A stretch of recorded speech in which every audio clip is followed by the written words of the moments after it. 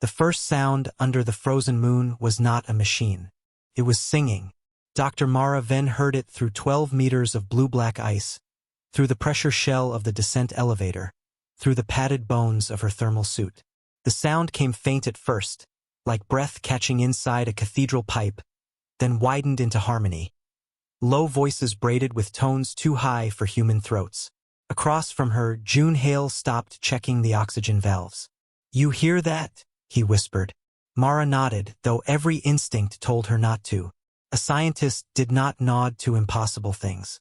A scientist measured them, named them, trapped them in graphs until they behaved.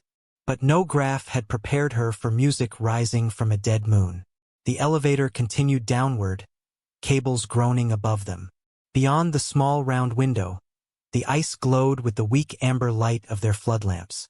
Cracks passed like veins. Frozen bubbles hung in layers, ancient and unmoving.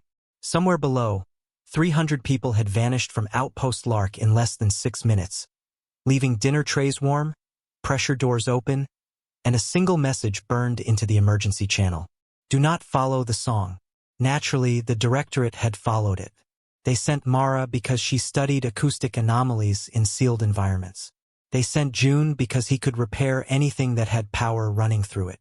They sent Captain Elian Rusk because someone might need to point a weapon at whatever they found.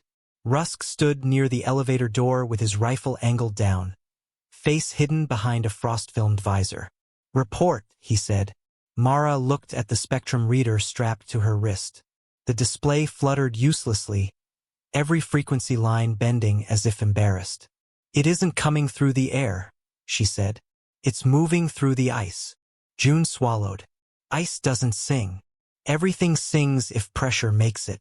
That's supposed to comfort me?" "No." The elevator slowed. A red light blinked above the door. Level 12. Lark Deep Habitat. The singing stopped. The silence after it felt designed. The doors opened onto a corridor lit by emergency strips along the floor. Outpost Lark had been built into a cavern beneath the ice, a research colony studying tidal heat vents and subsurface mineral blooms. Mara had seen photographs before departure. White walls, clean labs, communal gardens under artificial sun lamps. Now the corridor looked abandoned by time rather than people. Frost furred the ceiling. Toolboxes lay open. A child's mitten floated in a frozen puddle where the gravity plating flickered weakly. Along one wall, someone had scratched a line of words into the paint with enough force to expose the metal beneath. "It knows what we miss." June stared at it. "That wasn't in the briefing." Rusk moved past him. "Nothing useful ever is." They advanced slowly. Their boots clicked on ice-glazed flooring. Every few meters, Mara saw signs of ordinary life interrupted at unnatural speed. A mug still clipped to a handrail, a scarf caught in a closing door, a birthday banner sagging over the entrance to the mess hall. No bodies, no blood. That frightened her more. At the central junction, the outpost map flickered to life as they approached. Most sectors showed red. Habitat rooms sealed. Hydroponics offline. Medical wing dark. The only green light pulsed far below, beneath the official blueprint. June leaned closer. "That sector doesn't exist." Mara's wrist reader trembled. Then the singing returned. Not loud. Not near. Personal. This time Mara heard a woman humming a lullaby her mother used to sing during monsoon outages in New Mumbai, when the rain would hammer the roof so hard the windows blurred. She smelled wet concrete, cardamom tea, her mother's shawl. Her knees nearly failed. June grabbed her arm. "Mara!" She tore her helmet speaker loose, but the lullaby remained inside her skull. Rusk's rifle lifted. "Doctor, it's not sound," she breathed. "It's memory wearing sound." June backed away from the map. "I heard my brother." Rusk said nothing. Mara looked at him. "Captain." His gloved hand tightened around the rifle grip. "Keep moving," he said. They found the first survivor in the chapel. Lark had not officially contained a chapel. The directorate discouraged permanent religious spaces on research outposts to avoid cultural prioritization disputes. But people brought belief with them the way they brought photographs, spices, old jokes, and private grief. The The chapel had been made from a storage room. Paper stars hung from cables. A dozen symbols from different faiths had been taped to the wall. In the center sat a woman in a maintenance uniform, barefoot, hair silvered with frost. She was alive. June rushed forward, but Rusk caught his shoulder. The woman opened her eyes. "Mara Ven," she said. Mara froze. "How do you know me?" The woman smiled with cracked lips. "It learned you from the elevator." Mara forced herself to kneel at a careful distance. "What learned me?" "The thing under the station." "What is it?" The woman turned her face toward the floor as if listening through it. "Not a thing. Not exactly. A choir. A hunger. A mirror with teeth." June whispered, "Where are the others?" The woman's smile collapsed. "Home," she said. Rusk stepped closer. "Explain." They heard what they needed most. Mothers. Lovers. Dead children. Old rooms. Summer air. Her eyes filled, but no tears fell. The cold had taken them. Everyone followed. "We thought we were choosing. That was the cruelest part." Mara's pulse thundered. "Followed where?" The woman raised one shaking finger and pointed down. The hidden green sector on the map pulsed faster. Before Mara could ask another question, every light in the chapel died. In the dark, the singing surrounded them. This time it used hundreds of voices. Some begged, some laughed, some called names with unbearable tenderness. Then, beneath them, something massive struck the ice from below. Once, twice. A third impact split the chapel floor open in a jagged blue line. From the crack rose warm air, black mist, and the unmistakable smell of rain. Mara heard her mother whisper from the darkness, "Come home, little storm," and June began walking toward the crack. June took 3 steps toward the fracture before Captain Rusk slammed him against the chapel wall. "Wake up!" The engineer fought him. Not violently, not rationally either. June moved with the determination of a sleepwalker who had finally found the road home. "Let me go," he whispered. The black mist rising from the crack curled around his boots. "June!" Mara shouted. His eyes were unfocused. "He's there." "Who?" "My brother." The words hit Mara harder than the tremor that followed. June's brother, Kellen, had died 9 years earlier during a solar flare evacuation over Helios Station. Mara knew the story because June never spoke about it. Grief always leaves traces, even when people bury it under work. Rusk locked one arm around June's chest. "There's nobody there." "Yes, there is." June smiled faintly. "He's waiting." The smile terrified Mara, because it wasn't hope. It was relief. Another vibration rolled through the floor. The crack widened. Blue ice shattered beneath the chapel benches.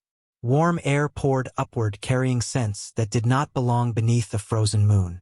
Fresh rain, ocean salt, summer grass. Home.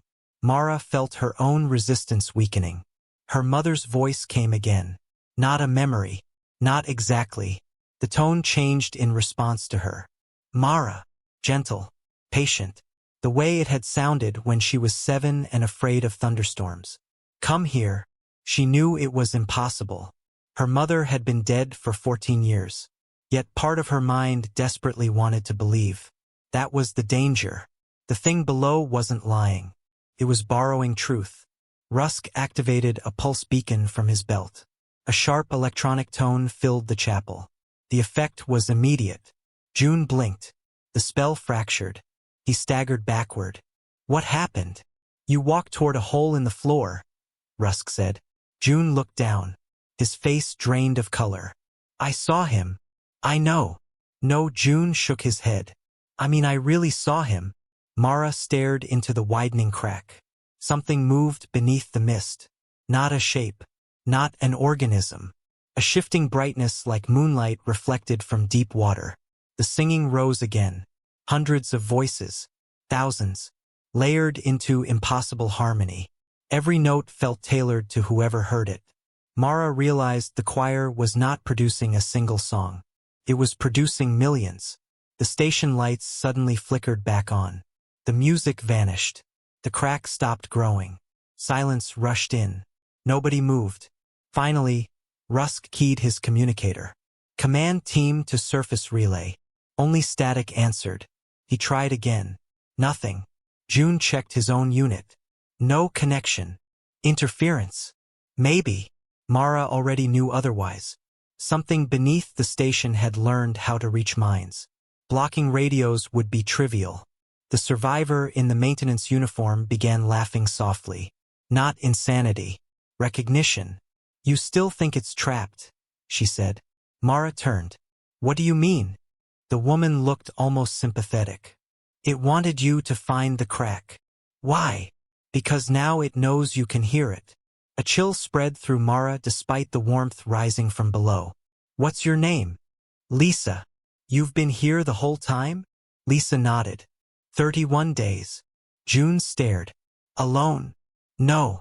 She smiled sadly. The voices stayed. Nobody answered. The implication was unbearable. Rusk helped her stand. We're leaving this room. You can't. We can. You really can't. Mara followed Lisa's gaze. The hidden sector on the map. Green light still pulsing.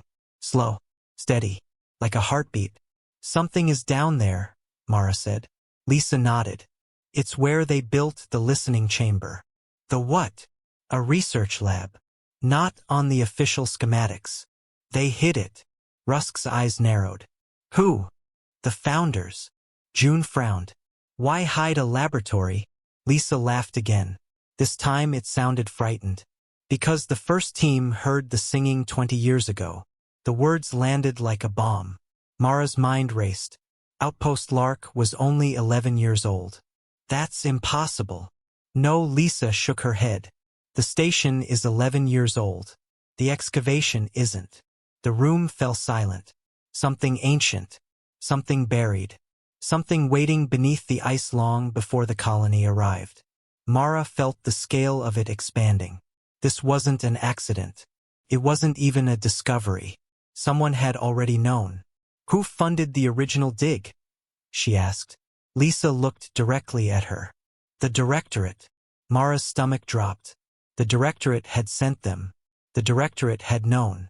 Not everything, perhaps, but enough to hide records. Enough to bury a listening chamber beneath an outpost. Enough to lie. Rusk's expression hardened. We're going down. Lisa closed her eyes. Of course you are. Because answers are there. No. She opened them again. Because it wants you to. The words lingered as they left the chapel. The corridor beyond felt different now. Less abandoned. More watchful. As if the station itself had become aware of them. June stayed unusually close to Mara. What if she's right? She probably is. That doesn't help. No. Rusk led them toward a maintenance elevator connected to the hidden sector. Along the way they passed habitation decks. Empty rooms. Frozen hallways. Lives interrupted mid-sentence. Everywhere Mara looked she found evidence of people expecting to return. Half-finished books. Children's drawings. Board games abandoned during play. No signs of panic. No signs of struggle. Only absence. That frightened her more with every passing minute.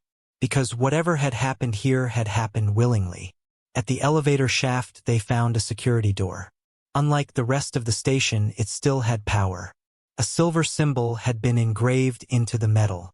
3 concentric circles intersected by a vertical line. Mara did not recognize it. June did. His face went pale. No. What? That's Directorate Black Archive. Rusk looked at him. You're sure? Positive. The Black Archive was a rumor whispered through scientific circles. Projects hidden beyond public oversight. Experiments sealed behind layers of classification. Most people assumed it was a myth. The symbol suggested otherwise. Rusk examined the lock panel. Can you open it? June hesitated. Probably. Do it. His fingers moved across the controls. For several seconds nothing happened. Then the panel flashed green. A deep mechanical thud echoed through the shaft. The door slid open. Cold air rushed out. And with it came singing. Not distant this time. Not muffled. Close. Intimate. Waiting. The elevator beyond was ancient, older than the station surrounding it. Its walls were lined with faded metal instead of modern composites. Someone had built this place decades ago. Mara stepped inside. The floor indicator showed only one destination. Level 0. Not below 0. 0. As though everything above had been added later. As though this hidden place was the true beginning. Rusk entered behind her. June followed reluctantly. Lisa remained outside. "You're not coming?" Mara asked. The survivor shook her head. "No." "Why?" Lisa looked into the descending darkness below the elevator cage. Then she smiled with heartbreaking sadness. "Because I already went once." The doors began closing. Just before they sealed shut, Lisa whispered for words. Words so soft Mara barely heard them. "Don't answer your name." The elevator dropped. And somewhere far beneath the ice, something answered with a single perfect note. The elevator descended for 7 minutes. No station beneath the ice should have extended this deep.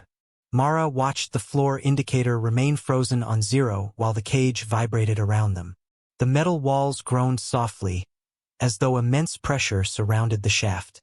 June checked his scanner for the 5th time. "It doesn't make sense." "What doesn't?" asked Rusk. "We're below the geothermal maps. Meaning this section shouldn't exist." The singing drifted through the elevator cables. Closer now. Not louder. More precise. Like something learning how to focus. Mara leaned against the wall and concentrated on her breathing. The voices had changed again. Her mother was no longer speaking. Instead she heard her first mentor, Professor Elson, who had died during a laboratory collapse years earlier. His voice sounded exactly right. Every pause, every inflection, every flaw. "You always ask the wrong questions first, Mara." She shut her eyes. Not real. Not real. Not real. Yet her pulse accelerated anyway. Because the voice wasn't merely imitating memory. It understood context. It understood emotion. And that meant intelligence. The realization settled heavily inside her. Whatever waited below was not a phenomenon. It was a mind. The elevator finally slowed. A metallic impact echoed beneath them. The doors slid apart. Nobody moved. Beyond the threshold stretched a corridor unlike anything in Outpost Lark. The walls were black stone. Not manufactured. Carved. Ancient geometric patterns spiraled across every surface, illuminated by thin strips of amber light embedded directly into the rock. June stepped out first. "These walls. What?" "They're older than the station." Mara almost laughed. Everything down here was older than the station. The question was how much older.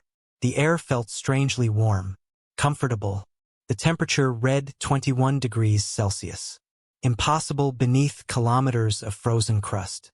Rusk swept the corridor with his rifle. No signs of recent damage.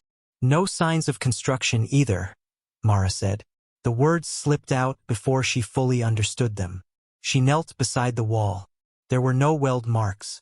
No drilling scars. No excavation traces. Whoever built this place had not carved it out. They had uncovered it.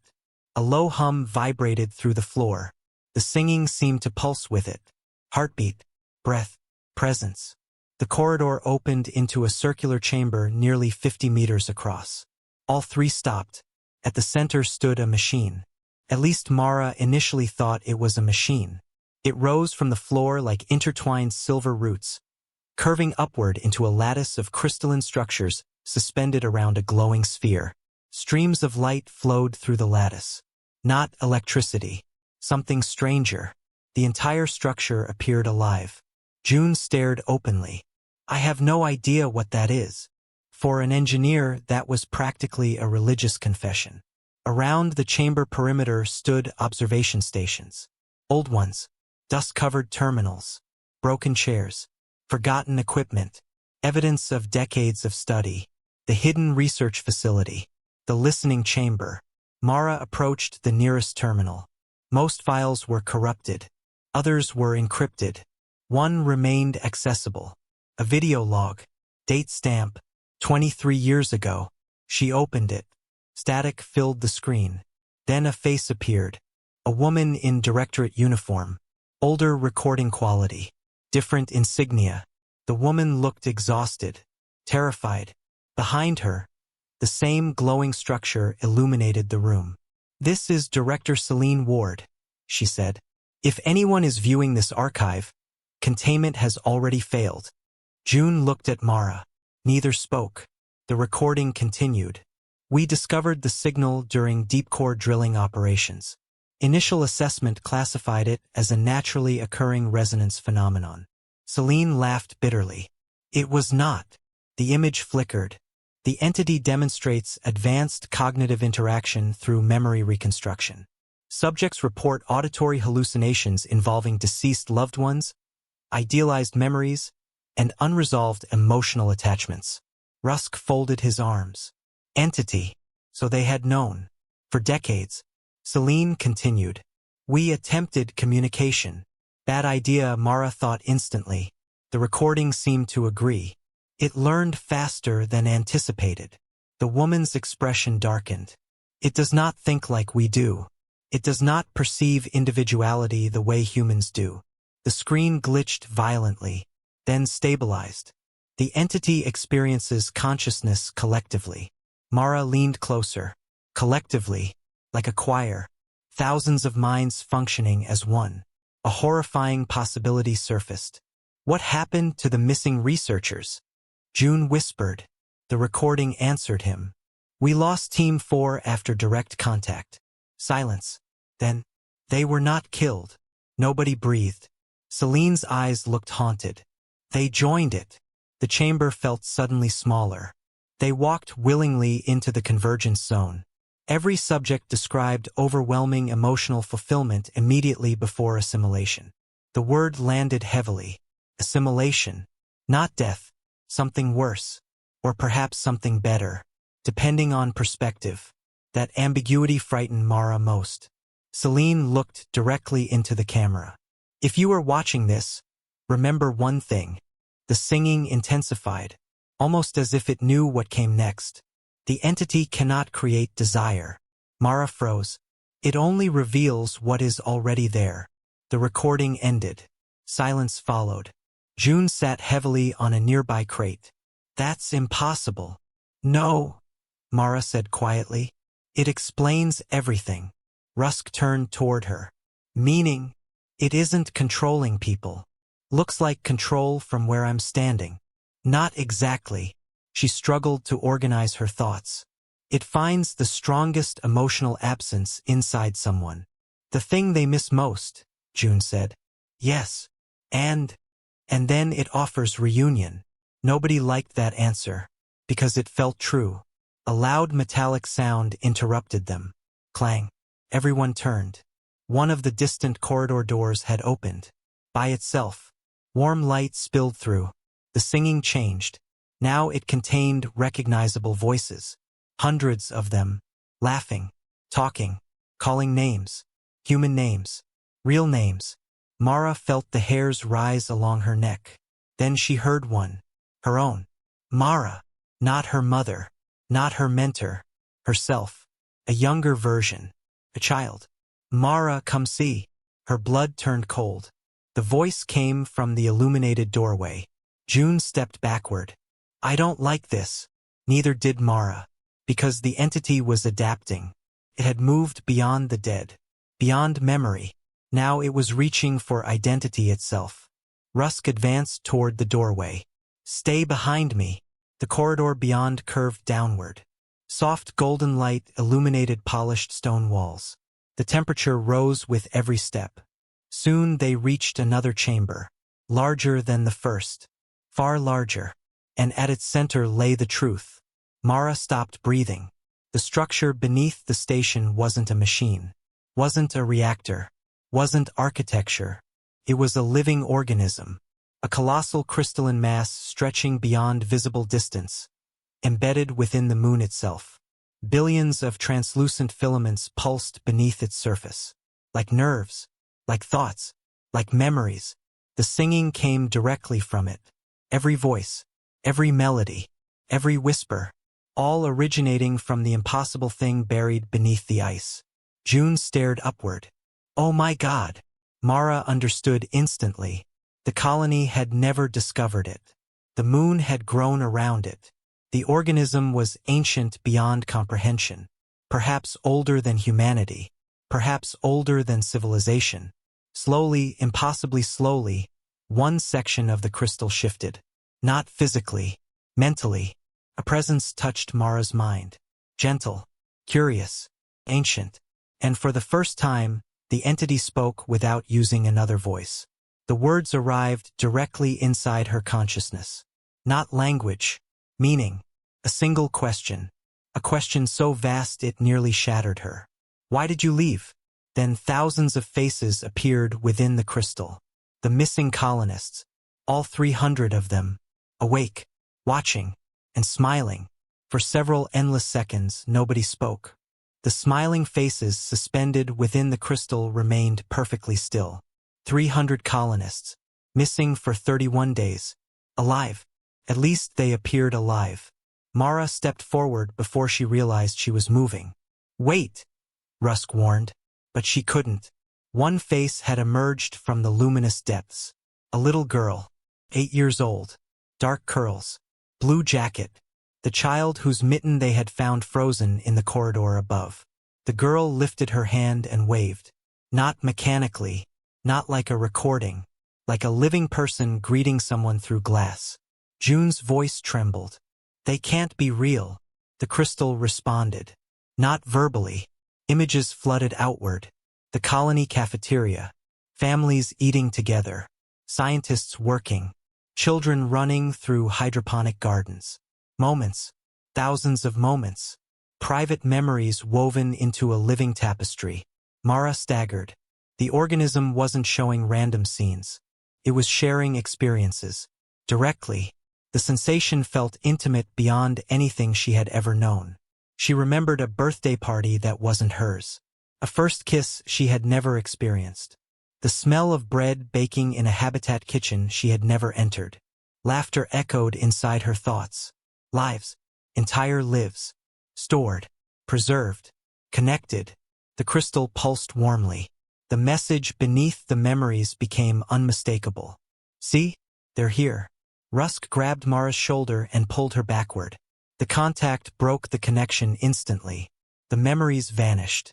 She nearly collapsed from the sudden loss. The realization horrified her. Part of her already missed being connected. The organism noticed. The singing softened. Sympathetic. Patient. Ancient. June stared at her. What did you see? Everything. What does that mean? I don't know. But she did know. The answer simply frightened her too much to say aloud. The crystal wasn't consuming people. It was combining them, preserving them, making them part of itself. A collective consciousness. Exactly as Director Celine's report had implied. Not death. Transformation. The distinction felt dangerously important. Another figure emerged within the crystalline depths. An older man. Gray beard. Research uniform. Mara recognized him from the personnel files. Director Nolan Crest. Founder of Outpost Lark. Officially deceased 8 years ago. Yet here he stood. Watching them. Smiling. Then he spoke. His mouth never moved. The words appeared directly inside their minds. Welcome. June recoiled. No. Welcome home. Rusk immediately raised his rifle. Back away. The absurdity struck Mara instantly. A firearm against a mountain-sized psychic organism. Yet somehow she appreciated the gesture. Nolan's expression remained gentle. You are afraid. Good observation, Rusk replied. We understand fear. The crystal brightened. Images poured outward again. This time they weren't human. Alien landscapes. Ancient oceans. Stars unfamiliar to any catalog Mara had ever studied. Civilizations rising and vanishing. Millions of years passing in moments. She gasped. The organism wasn't merely old. It was impossibly ancient. Older than humanity. Older than recorded history. Possibly older than their species itself. The realization staggered her. Something had been dreaming beneath this moon since before humans learned agriculture. Something had been waiting, observing, remembering. Why do you remain separate? The question came from everywhere. From Nolan, from the children, from the missing colonists, from the crystal itself. Mara swallowed hard. Because we're individuals. A pause. Then, are you? The answer arrived before she could respond. Memories exploded through the chamber. Parents shaping children. Teachers shaping students. Friends changing one another. Generations connected through countless invisible threads. Every human mind built from pieces of other minds. Every identity shared, borrowed, inherited. The crystal wasn't arguing. It was presenting evidence. Its logic felt terrifyingly difficult to dismiss. June suddenly laughed. Not because anything was funny. Because something had broken inside his certainty. My brother used to say that. Mara looked at him. What? That nobody is really alone. The singing shifted. A familiar male voice emerged. Kellen Hale. June's dead brother. Perfectly reproduced. Still taking everything apart? Little brother? June froze. The color vanished from his face. No. The voice laughed warmly. Still stubborn too. Rusk moved between June and the crystal. Don't engage. But June wasn't listening. Kellen? The smile within the crystal widened. Not maliciously. Lovingly. Mara hated how genuine it felt. Because genuine things were harder to resist than lies. A deep tremor shook the chamber. Dust drifted from the ceiling. The crystal dimmed briefly.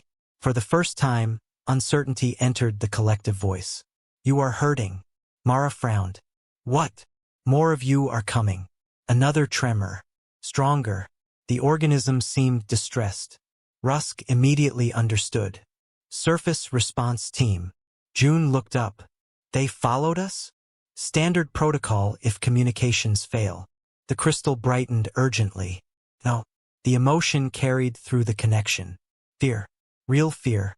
Mara stared. You don't want them here. They will attack. You assimilated 300 people. We saved them. The answer arrived instantly. Without hesitation. Without deception. The organism genuinely believed it had helped. That realization frightened Mara more than hostility would have. Because monsters could be fought. Misunderstandings were harder. The chamber shook again. A distant explosion echoed through the underground complex. Rusk activated his communicator. Static. Then a fragmentary transmission broke through. Response unit. Entering facility. Another burst of interference. Containment authorization. Mara's stomach tightened. Containment. The Directorate had not sent a rescue mission. They had sent soldiers. The crystal felt her realization. Anger. Fear. Confusion. All flowing through the connection. Why do they bring violence? Mara had no answer. Because humanity feared what it didn't understand? Because the Directorate had hidden the secret for decades? Because collective consciousness terrified individual minds? All of the above. None of it. The truth felt too complicated for language. Another explosion thundered somewhere above. This one much closer. Cracks spread through portions of the ancient cavern ceiling. The crystal pulsed violently. The smiling faces within it flickered. For the first time, some looked frightened. Not because of the organism. Because of the humans coming to destroy it. A horrifying thought struck Mara. The missing colonists were still conscious. Still aware. Still capable of fear. If the crystal died, what happened to them? The answer arrived before she could ask. Nothing. No explanation. No reassurance. Only silence. And somehow that silence told her everything. June stepped forward. Kellen. His brother's face appeared again. I'm here. Rusk grabbed him immediately. Absolutely not. June looked torn apart. Because the voice sounded real. Because maybe it was. Because if even a fraction of Kellen survived within the crystal, walking away meant abandoning him a second time. Mara understood. The organism wasn't tempting them with lies. It was confronting them with impossible choices. Suddenly every face inside the crystal turned upward. 300 colonists. Simultaneously. Listening. The singing stopped. The cavern fell silent. Then a new sound emerged from the darkness beyond the chamber. Boots. Dozens of them. Approaching. Fast. The response team had arrived. And someone on the other side of the cavern shouted a command that echoed through the ancient stone. Target acquired. Prepare demolition charges. For the first time since entering the moon, the crystal screamed. The scream did not travel through the air. It erupted through memory. Mara doubled over as a wave of emotion crashed through her mind. Fear, pain, confusion. Not one consciousness. Thousands. The crystal's voice fractured into countless overlapping cries. Children calling for parents. Scientists shouting warnings. Voices from centuries she did not recognize. An avalanche of existence suddenly terrified. Across the cavern, floodlights exploded into life. White beams cut through the darkness. Armored soldiers emerged from the tunnel entrance. 20, 30, maybe more. Black Directorate insignia gleamed across their armor. Not rescue personnel. Not researchers. An eradication unit. Captain Rusk swore under his breath. Get down. The first demolition charge struck the stone near the crystal. A deafening explosion thundered through the chamber. Rock shattered. Crystalline fragments burst into the air like frozen stars. And the organism screamed again. This time Mara saw why. Faces vanished. Hundreds of faces embedded within the crystal flickered violently. Some disappeared entirely, like lights being extinguished. No! She shouted. The reaction surprised even her. The soldiers couldn't hear. The crystal could. The collective presence turned toward her. Help us. The plea arrived naked and raw. Not manipulation. Not temptation. A simple request for survival. Another charge detonated. A section of the crystal fractured. The chamber shook. June stared in horror.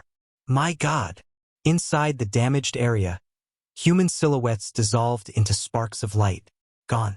Not retreating. Gone. The realization hit Mara with devastating force. The colonists were connected to the organism. Destroying it meant destroying them. Rusk activated a tactical channel. Response unit, cease fire. Static answered. Then a voice. Captain Elian Rusk. Stand clear of containment zone. Containment. The word sounded absurd now. The thing beneath the moon wasn't escaping. It wasn't invading. It was dying. Rusk tried again. There are living civilians integrated into the structure. Confirmed. Mara froze. Confirmed. They knew. The voice continued coldly. Civilian recovery probability remains unacceptable. June stared. They know they're alive. Nobody replied, because everyone understood. The Directorate had already made its decision. The missing colonists were considered lost. Acceptable casualties. Assets beyond recovery. A third explosion erupted. Larger than the others. A shockwave blasted across the cavern. Several crystal spires collapsed. The collective scream became unbearable. Mara dropped to one knee. Images flooded her mind. Not memories this time. History. The organism was showing them something. Ancient oceans beneath alien skies. Massive crystalline networks stretching across worlds. Countless species. Countless civilizations. Some biological. Some utterly strange. All connected. All sharing knowledge. Emotion. Experience. Life. A galactic archive. A living memory spanning unimaginable ages. The realization nearly stopped her heart. The organism wasn't merely alive. It was preserving consciousness. Across epochs. Across extinction events. Across entire vanished cultures. An impossible library built from minds. Then the vision shifted. Mara saw fire. War. A black fleet descending from orbit around an unfamiliar world. Cities burning. Crystal structures collapsing. Screams. Loss. The collective voice trembled. We remember them. Another vision followed. Another extinction. Another civilization dying. And each time the crystal had preserved what remained. Not bodies. Not buildings. People. Their memories. Their stories. Everything they had been. Tears filled Mara's eyes. The organism wasn't a predator. It was a sanctuary so alien humanity had mistaken it for a threat. A burst of gunfire shattered the vision. Reality returned violently. Soldiers were advancing across the cavern floor. Heavy weapons deployed. Additional demolition charges prepared. Rusk raised his rifle. Not toward the crystal. Toward the soldiers. June stared at him. "Captain."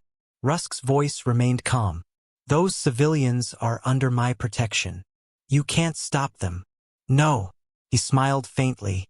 "But I can slow them down." The first Directorate soldier spotted him. Weapons immediately swung toward their position. A tense second passed. Then the cavern exploded into chaos.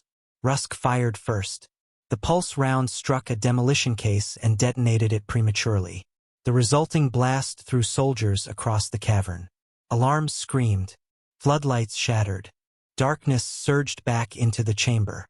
"Move!" Rusk shouted. Mara grabbed June. They ran. Crystal fragments rained from above. The organism pulsed wildly beneath them. Fear spreading through the collective consciousness like wildfire. Yet another emotion emerged beneath it. Hope. Not because of Rusk. Not because of Mara. Because something else was happening. Deep within the crystal. Something waking. The massive structure began to glow. Brighter. Brighter. Brighter still. Every filament inside it illuminated simultaneously. The entire cavern transformed into a sea of silver light. Soldiers stopped firing. Everyone stared. The organism's voice returned. No longer fragmented. Unified. Ancient. Immense. For too long we hid. The words resonated through stone itself. The moon trembled. Mara's scanner erupted with warnings. Energy levels climbed beyond measurement. June looked at the display. Then looked again. "That isn't possible." "What?" "It's generating enough power to melt half the moon." The crystal brightened further. For too long we waited. Another tremor shook the cavern. Massive cracks raced across distant walls. The entire underground complex groaned. Mara suddenly understood. The organism wasn't defending itself. It was leaving. The realization hit like lightning. "It's trying to escape." The collective voice answered immediately. No, the distinction mattered. Mara sensed it. Escape implied fear. This felt different. The crystal's consciousness expanded outward. Beyond the cavern. Beyond the moon. Beyond physical boundaries. Like something stretching after a very long sleep. "We are going home." Every face within the crystal appeared at once. Thousands. Millions. Perhaps more. Not only the colonists. Countless others. Alien and human. Ancient and recent. A civilization of memories. Watching. Waiting. The soldiers opened fire again. Pulse cannons hammered the crystal. Chunks exploded away. Yet the organism no longer seemed concerned. His attention had shifted elsewhere. Toward the sky. Toward something far beyond the frozen moon. Mara felt a sudden presence touch her mind. Not the collective. An individual. Director Nolan Crest. The founder. The man who had disappeared 8 years earlier. His voice emerged gently. "Thank you." "For what?" "For listening." Before she could respond, the cavern ceiling cracked open. A colossal fissure split the darkness above. Moonlight poured down through kilometers of ice. And from somewhere beyond the stars, something answered the crystal's call. Something vast. Something ancient. Something coming. The soldiers saw it first. One of them lowered his weapon. Another backed away. A third simply whispered, "What is that?" Mara looked upward. Beyond the opening sky, beyond the shattered ice, beyond the distant stars, an impossible shape was descending toward the moon. And it was singing back. The thing descending from the stars was larger than the moon's horizon. At first Mara thought her eyes were failing. Distance distorted scale in space. Human perception searched desperately for familiar references. There were none. The shape moved silently through the fracture in the ice ceiling, eclipsing entire sections of visible sky. Not a ship. Not exactly. No engines burned behind it. No weapon ports opened along its surface. It resembled an enormous lattice of living crystal wrapped around streams of pale silver light, like the organism beneath them, only infinitely larger. Parent answering a child's call. The singing intensified. The sound came from above and below simultaneously. The buried crystal responded with joy so overwhelming that Mara nearly collapsed. Not triumph, not conquest, recognition. Home. Around the cavern, Directorate soldiers forgot their orders. Weapons lowered. Demolition charges hung forgotten in trembling hands. One soldier removed her helmet entirely. Tears streamed down her face. "What are we looking at?" she whispered. Nobody answered, because nobody knew. The ancient structure beneath the moon brightened further. Thousands of faces appeared inside it. Then tens of thousands. Millions. A galaxy of minds suspended within luminous crystal. Human, alien, unknown. All watching the vast shape descending through the shattered ice. Waiting. The collective voice emerged again. The long night is over. The words resonated through every surface. The moon trembled. Massive sections of the cavern ceiling collapsed. Rusk grabbed Mara's arm and pulled her backward. "Move!"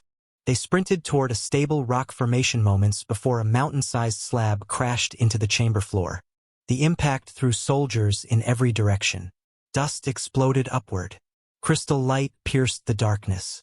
Above them, the impossible object continued descending. Closer now. Close enough for details. Mara stared in disbelief. The structure wasn't constructed. It was grown. Living architecture spanning kilometers. Countless crystalline branches extending through space like roots searching for soil. Ancient beyond comprehension. And somehow beautiful. June stood beside her, speechless. For perhaps the first time in his life, the giant structure stopped descending. It hovered directly above the moon. The singing ceased. Absolute silence followed. Then something happened. The buried crystal beneath the chamber began rising. Not physically at first. Energetically. This consciousness expanded outward. Mara felt it happening. Every mind within the collective awakening simultaneously. A reunion. The parent structure responded. Light cascaded downward from orbit. Silver rivers connecting sky and moon. Connecting the two entities. Connecting home and exile. The collective cried openly now. Not in words. In emotion. Relief. Grief. Love. Thousands of years of loneliness ending in a single moment. Mara felt tears running down her face. She wasn't connected. Not assimilated. Yet somehow the feeling reached her anyway. A reunion so vast it transcended species. Nearby, one of the Directorate officers activated a communicator. "Command." Static. "Command." Respond. Nothing. The officer tried again. Still nothing. June checked his scanner. Then frowned. "That's strange." "What?" "The transmission network." "Damaged." "No." His expression shifted. "Acknowledged." Mara looked at him. "What does that mean?" June swallowed. "The signal isn't being blocked." "Then why aren't they getting through?" "Because somebody answered." The realization spread rapidly. The parent structure had intercepted every communication channel on the moon. Not aggressively. Effortlessly. Like a human catching a falling leaf. The power involved was unimaginable. Yet it still hadn't attacked. Still hadn't retaliated. Even after the bombing. Even after decades of imprisonment beneath the ice. That fact lingered heavily in Mara's thoughts. The Directorate had feared a monster. The evidence kept suggesting something else. A sudden movement drew her attention. The faces within the crystal were changing. Not disappearing. Moving. One by one. The colonists stepped forward from the luminous depths. Children. Scientists. Families. 300 missing people. All visible now. All conscious. Nolan Crest stood among them. So did Lark's teachers. Engineers. Researchers. Entire families. Watching the sky. Watching home arrive. Mara stepped closer. Nolan. His gaze found hers immediately. Not surprising. The collective awareness likely knew exactly where she stood. "Can you leave?" she asked. The answer came gently. "We already did." She frowned. "What does that mean?" A memory flowed toward her. Not forced. Offered. She accepted. Instantly she saw the moment of Nolan's assimilation. The moment he entered the crystal 8 years earlier. No violence. No compulsion. No loss of self. His consciousness expanded. Connected. Joined to something larger. Yet remained distinctly Nolan. Individual and collective simultaneously. The contradiction should have been impossible. Yet somehow it worked. Mara staggered backward. The organism hadn't erased them. It had preserved them. The philosophical implications alone could transform civilization. Potentially immortality. Potentially continuity beyond death.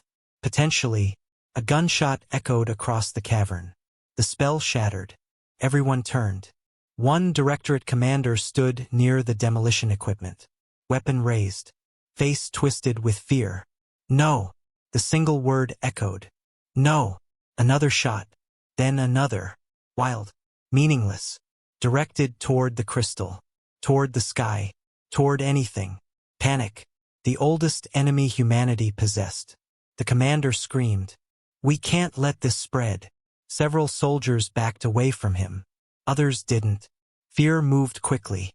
Faster than understanding. The commander reached the final demolition trigger. Mara saw it happen. Saw his thumb moving. Saw the explosives armed throughout the cavern. Enough firepower to collapse the entire underground structure. "Stop him!" Rusk shouted. Too late. The trigger activated. For one terrible second, nothing happened.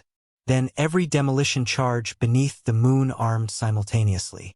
Red warning lights filled the cavern. June's face turned white. Mara! She already knew. The blast wouldn't merely destroy the crystal. It would destabilize the moon itself. A chain reaction. Catastrophic collapse. Everyone would die. Humans. Soldiers.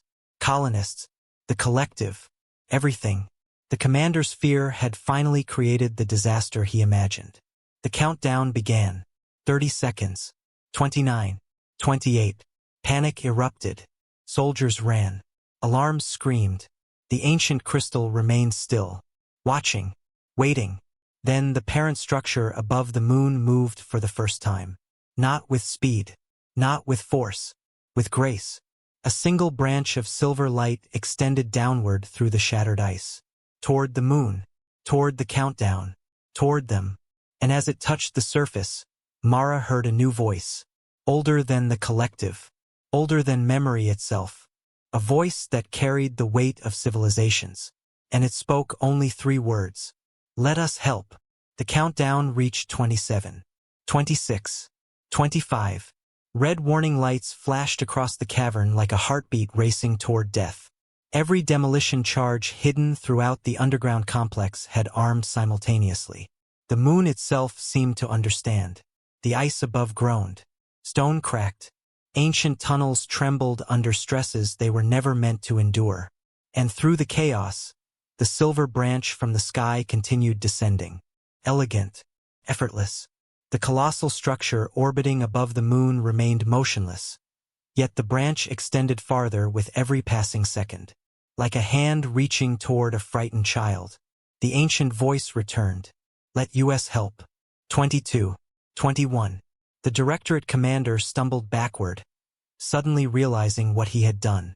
Fear had driven him to act. Now reality had arrived. "You don't understand," he shouted. His voice cracked. "You don't know what this thing is." Nobody answered, because the irony had become unbearable. For decades humanity had hidden the organism beneath the ice, studied it, feared it, imprisoned it, and still understood almost nothing.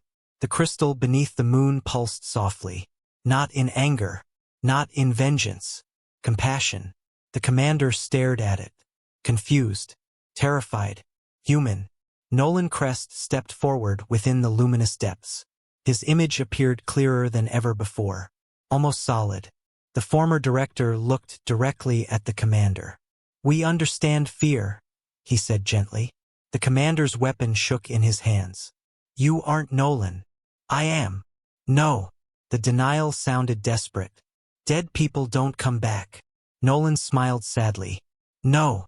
He glanced toward the collective around him. We become something else. 18 seconds. 17. The silver branch finally touched the cavern floor. Light spread outward. Not explosive. Not overwhelming. Warm. Like sunrise. Every alarm immediately stopped. Every warning light froze. Every display panel across the facility flickered. Then went silent. June stared at his scanner. What just happened? The readings on the screen made no sense. Energy values collapsed into impossible equations. Physical constants fluctuated. Systems stopped obeying the laws that should govern them. His voice dropped to a whisper. It rewrote the circuitry. Mara looked at him. What? The detonators. The engineer laughed once. A short, disbelieving sound. They aren't armed anymore. The countdown vanished. Gone. Not disabled. Not interrupted. Removed. The parent structure had altered every explosive device on the moon without triggering a single one. The scale of that power was almost incomprehensible. Yet it had been used only to save lives. The cavern fell silent. Even the soldiers seemed unable to process what they had witnessed. Rusk lowered his rifle. For the first time since arriving beneath the moon, nobody appeared ready to fight. The commander dropped to his knees. The weapon slipped from his fingers. I was trying to protect people. The words came out broken. Small. Human. The crystal answered. We know. No accusation. No judgment. Only understanding. And somehow that made the commander's grief worse. Mara felt tears sting her eyes, because she finally understood the central tragedy. Humanity had interpreted survival as dominance.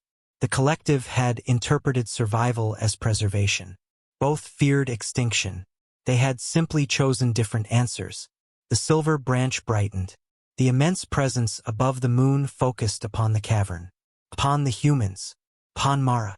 A question formed. Not spoken. Offered. Will you see? The choice settled before her. Not assimilation. Not surrender. A request. To understand. Truly understand. Mara looked around. At the soldiers. June. At Rusk. At the colonists smiling within the crystal. Then she stepped forward. The light touched her forehead. Reality vanished. She stood beneath unfamiliar stars. Not physically. Mentally. A memory. No. Millions of memories. Civilizations spread across cosmic history. Species rising. Learning. Loving. Dying. And every time one vanished, the great network preserved what remained. Not empires. Not weapons. People. Their songs. Their stories. Their laughter. Their dreams. Nothing lost. Nothing forgotten. The collective was not a hive mind. It was a library. A sanctuary. Promise. Mara saw worlds consumed by supernovas. Planets shattered by war. Entire cultures erased by time.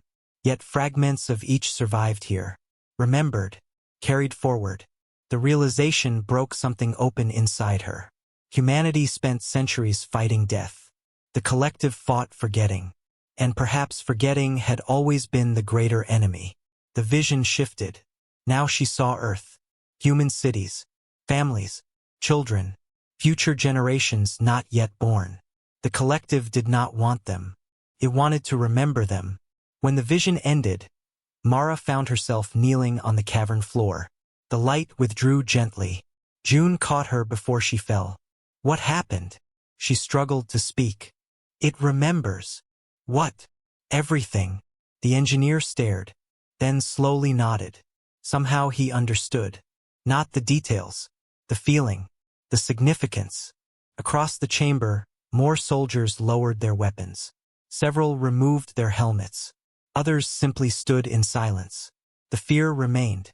Fear always remained. But something else had appeared beside it. Perspective. The crystal brightened one final time. The colonists stepped forward together. 300 people. 300 lives.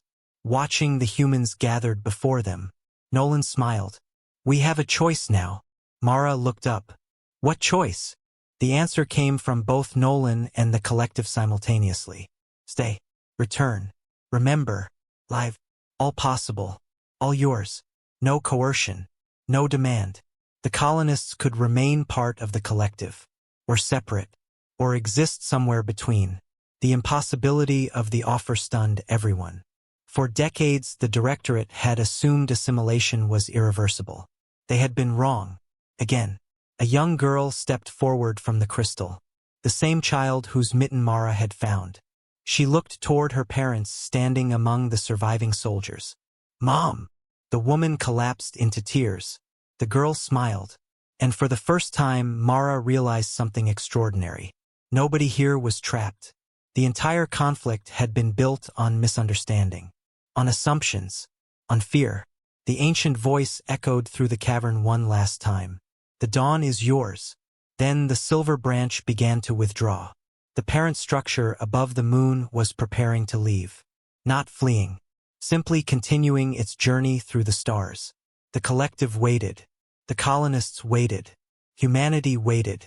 And Mara understood that what happened next would change civilization forever. Because for the first time, humanity stood before something ancient enough to remember entire galaxies. And it was offering not conquest, not power, but a question. What do you wish to become? For a long moment, nobody answered. The question lingered across the cavern, across the moon, across every human mind present. What do you wish to become? No alarms screamed now. No weapons fired. No countdown threatened annihilation. Only silence remained. A rare kind of silence. The kind that appears when history pauses before choosing a direction. Mara looked at the people around her. Soldiers, scientists, engineers, survivors. 300 colonists suspended within living crystal. All staring toward a future that had not existed an hour earlier. The little girl who had spoken to her mother stepped forward again. The crystal around her shimmered. Then, impossibly, she walked out. Not as a projection. Not as light. As herself. Small boots touching stone. Warm breath visible in the cool cavern air. Her mother gasped. Neither moved for a second. Both terrified the moment might vanish. Then the woman ran. The child ran too. They collided in an embrace so fierce that half the cavern began crying with them. Mara felt tears spill down her own face. Because no philosophy mattered more than that. No theory. No doctrine. No fear. A mother holding her child. A family restored. One by one, other colonists stepped forward. Some emerged fully. Others remained partially connected to the crystal. A few chose not to leave at all. Every choice was honored. Every choice remained theirs. The collective imposed nothing, demanded nothing, controlled nothing. The truth settled over the cavern with overwhelming clarity. Humanity had feared assimilation because humanity assumed individuality would disappear. But individuality had survived. The collective had never sought obedience. Only connection. June stared as a gray-haired scientist emerged from the crystal and immediately began laughing. Not because anything was funny. Because he was alive. Because impossible things had happened. Because sometimes joy arrived too large for language. Nearby, Captain Rusk finally lowered his weapon completely. You know, he said quietly, this might be the strangest mission report in military history. June barked out a laugh. Might? Rusk actually smiled. The expression looked unfamiliar on him. Mara treasured it anyway. Across the cavern, the Directorate commander remained kneeling, watching, processing, breaking. Then slowly he stood. He approached the crystal. No weapon, no authority, just a frightened man confronting a mistake. I was wrong. The words echoed softly. Nobody mocked him. Nobody punished him. The collective answered with characteristic gentleness. We have been wrong as well. The commander looked stunned. You? Yes. The crystal brightened. We thought offering peace would always be understood. Mara closed her eyes briefly. There it was. The final misunderstanding. Humanity feared loss. The collective underestimated fear. Neither side had fully understood the other. Yet somehow both had survived long enough to meet here. long enough to learn. Above them, the immense structure in orbit began to move. Not away, outward. The great crystalline lattice unfolded across the stars like a flower opening to dawn. The sight stole breath from every witness. Silver rivers of light stretched between distant points in space. Ancient pathways, ancient routes, a network spanning unimaginable distances. The parent structure was preparing to continue its journey. The collective beneath the moon pulsed warmly. The farewell had begun.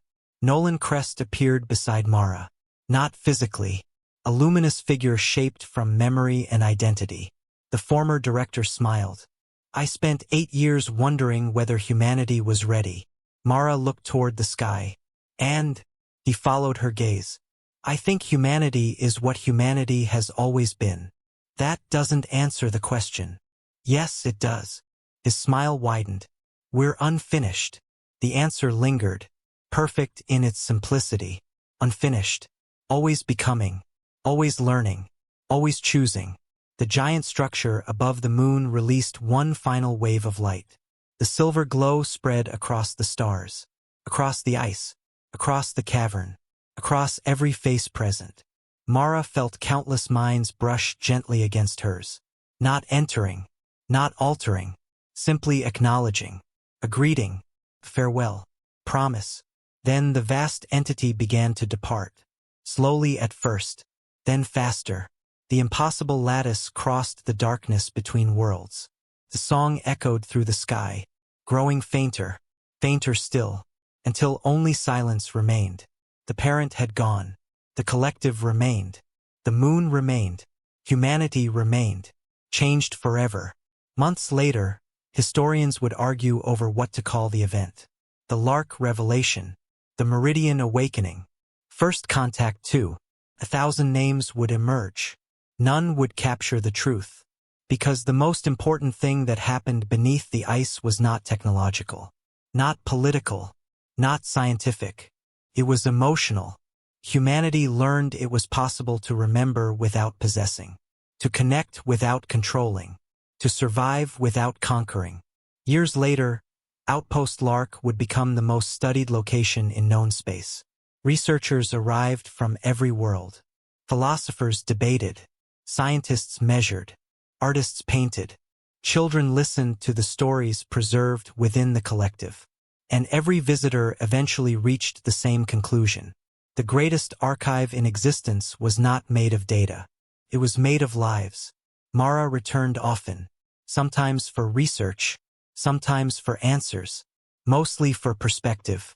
On one visit, many years later, she stood beside the crystal while new generations explored the station above.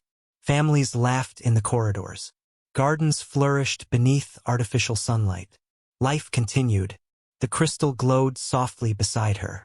Comfortably, patiently, like an old friend. Do you still remember them all? She asked. The collective answered immediately. Always. How many are there now? The response carried amusement. More than yesterday. She smiled. That seemed fitting. The archive continued growing. Not because it hunted. Not because it collected. Because people chose. Some joined after long lives. Some never did. Every path remained valid. Every story mattered. Mara looked toward the stars beyond the ice ceiling.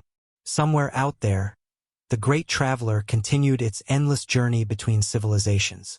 Remembering, connecting, preserving. She wondered how many worlds had been saved from oblivion because of it. How many songs would have vanished forever without someone to carry them forward. Then she remembered the question asked beneath the moon on the day everything changed. What do you wish to become? Humanity still had not finished answering. And perhaps that was the point.